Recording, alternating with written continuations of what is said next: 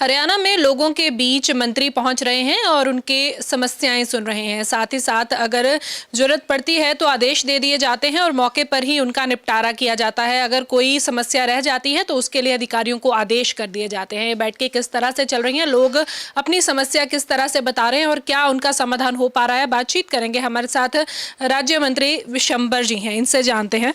Sir, कष्ट निवारण बैठकें जो हैं उसके लिए बोला गया है, की जा रही हैं, किस तरह से चल रही हैं बैठकें? देखिए, रूटीन में सरकार की तरफ से इस तरह की व्यवस्था है।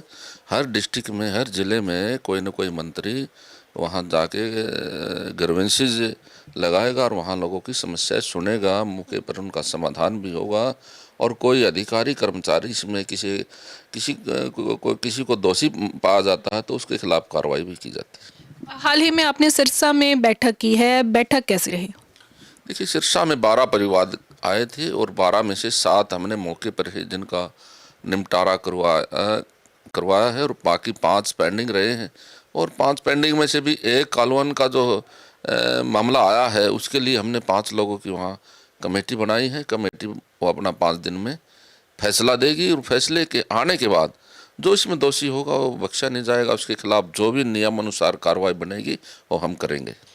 पर इस बैठक में काफ़ी हंगामा भी देखने को मिला, जैसे कि आपने कहा कि अभी इसकी एक कमेटी बना दी गई है। जो आपके ही पार्टी के थे आदित्य देवीलाल जो है, उनकी तरफ से भी ये कहा गया कि प्रशासन का जो पलड़ा है वो भारी है, वहाँ पर सत्ता के लोगों को काम नहीं करने दिया जा रहा है। देखिए, ऐसा नहीं है।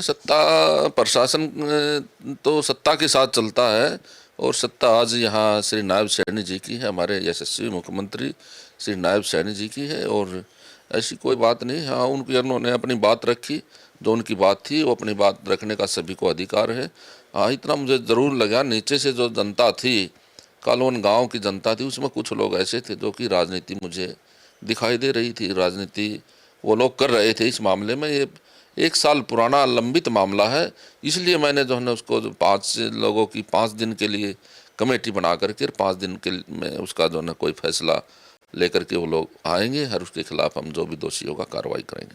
सिरसा सीट जो थी वो रिजर्व थी। इस बार अशोक तंवर जो कि कांग्रेस में थे, फिर उन्होंने आम आदमी पार्टी में गए, एक आधी पार्टी उन्होंने और बदली और वहां पर बीजेपी में शामिल होने के बाद उन्हें टिकट मिली। कहीं ना कहीं उन्होंने भी नाराजगी जाहिर की थी कि अंदरूनी कलह की वजह से, अंदरूनी लड़ाई की वजह से वो वहां से सीट हारे हैं। तो कल आपको जैसे लोग वहां पर मिले या आपसी आपको पता लगा, फूट की बात आपने भी की है, तो आपको लगा कि कुछ ऐसा है? नहीं, ऐसा नहीं है। देखिए, ये जो टिकटें, लोकसभा की टिकटें दी गई हैं, ये केंद्रीय नेतृत्व का काम है, पार्टी संगठन का काम ये होता है। इसमें हमारा कोई इंटरफियर नहीं है।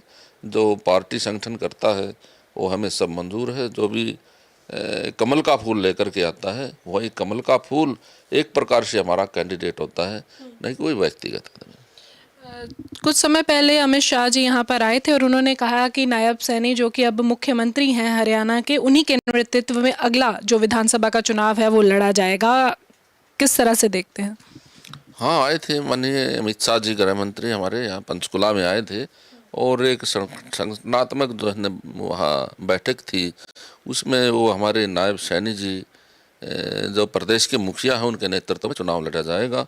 और मैं समझता हूँ एक अच्छा मैसेज ये केंद्र सरकार और प्रदेश सरकार की नीतियों को लेकर के, माननीय नरेंद्र मोदी जी की नीतियों को लेकर के और हमारे माननीय पूर्व मुख्यमंत्री मनोहर लाल जी की नीतियों को लेकर के एक अच्छा मैसेज है। और अब हाल में हमारे श्री नायब सैनी जी मुख्यमंत्री जी हैं, उनके नेतृत्व में हम चुनाव लड़ेंगे और प्रदेश में एक अच्छा वातावरण भी है, माहौल भी है। हम तीसरी बार भारतीय जनता पार्टी की सरकार बनाएंगे। पर राव इंद्रजीत के हक में यादव समाज जो है वो उतर आया है। उनका कहना है कि उन्हें जो है मुख्यमंत्री का चेहरा बनाया जाना चाहिए। देखिए, ये काम में मुख्यमंत्री का चेहरा कौन बने कौन ना बने ये तो पार्टी संगठन का काम है।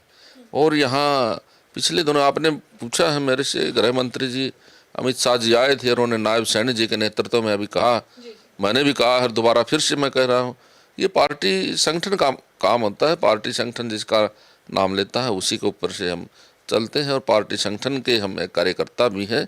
और इस नाते से मैं आपको फिर से ये बात कह रहा हूँ कि यहाँ हमारे प्रदेश में नायब सैनी जी के नेतृत्व में हम चुनाव लड़ेंगे और तीसरी बार फिर से भारतीय जनता पार्टी की सरकार बनाएंगे। जी, आखिरी सवाल मैं आपसे लेती हूँ कि संसद में अग्निवीर का मुद्दा खूब उछला है, चाहे सत्ता पार्टी हो या फिर विपक्ष हो, दोनों ने मिलकर के अग्निवीर के मुद्दे पर बहस भी की है और वीडियोस भी कुछ जारी की हैं। किस तरह से देखते हैं इसे? देखिए, राहुल गांधी जी को पूरी जानकारी उस विषय की नहीं थी, शहीद को कितना पैसा मिला कितना नहीं मिला, उसने अधूरी जानकारी के बगैर माननीय सदन में इस बात की ये बात उठाई और जब पता चला तो उसके पूरा जो है 48 लाख पहले गया और 50 लाख बाद में गया। उसके पिताजी श्री चरणजीत सिंह जी जो शहीद के पिताजी हैं, उन्होंने बताया तो उसके खाते में 1 करोड़ के आसपास आया है और उसके बाद 65 लाख और माननीय गृह मंत्री जी हमारे राजनाथ सिंह जी ने वो 65 लाख रुपए का और उनको रिलीज करने के लिए कहा गया, तो ये अमाउंट 1 करोड़ 63 लाख रुपए बनती है। तो ये जो शहीद अग्निवीर हुए उनके खाते में पैसे ये पहुंच जाएंगे, मुझे लगता है। बहुत बहुत शुक्रिया बात करने के लिए। तो ये थे हमारे साथ हरियाणा सरकार के राज्य मंत्री विशंबर वाल्मीकि, जिन्होंने अलग अलग मुद्दों पर बात की है। इसमें चाहे सिरसा की बैठक का मामला रहा हो या फिर अग्निवीर, जो आजकल कंट्रोवर्सी इतनी ज़्यादा दिखाई दे रही है, संसद में भी उसकी बात हो रही है और उसके बाद लगातार कोशिश की जा रही है कि इस मामले पर आखिर सच्चाई क्या है उसको भी ढूंढा जा रहा है। इस पर भी इन्होंने बात की है। वीडियो जर्नलिस्ट रजत के साथ लिविंग इंडिया के लिए चंडीगढ़ से हरसिमरत।